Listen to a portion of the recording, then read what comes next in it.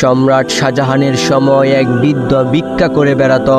এক ব্যক্তি সেই ভিক্ষুককে বলল, আমি সেই ছোটবেলা থেকে দেখছি সারাটা জীবন আপনি ভিক্ষাই করলেন। ভিক্ষুক বলল, বাবা, মানুষেরা দেয় তো এক পয়সা, ভিক্ষা ছাড়া করবোটা কি? লোকটা বলল, আমি আপনাকে একটা পরামর্শ দেই, একদিন সম্রাটের কাছে ভিক্ষা চেয়ে দেখেন, একসাথে যা দিবে তা দিয়ে আপনার পুরোটা জীবন চলে যাবে। সেই ভিক্ষুক অনেক কষ্টের পর সম্রাটের সাথে দেখা করার সুযোগ পেল।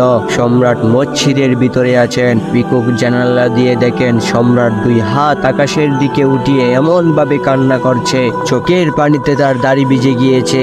সম্রাট মোনাজাত শেষ করে মসজিদের বাহিরে বের হয়েছেন। ভিক্ষুক তাকে সালাম দিয়ে সামনের দিকে রওনা করেছেন।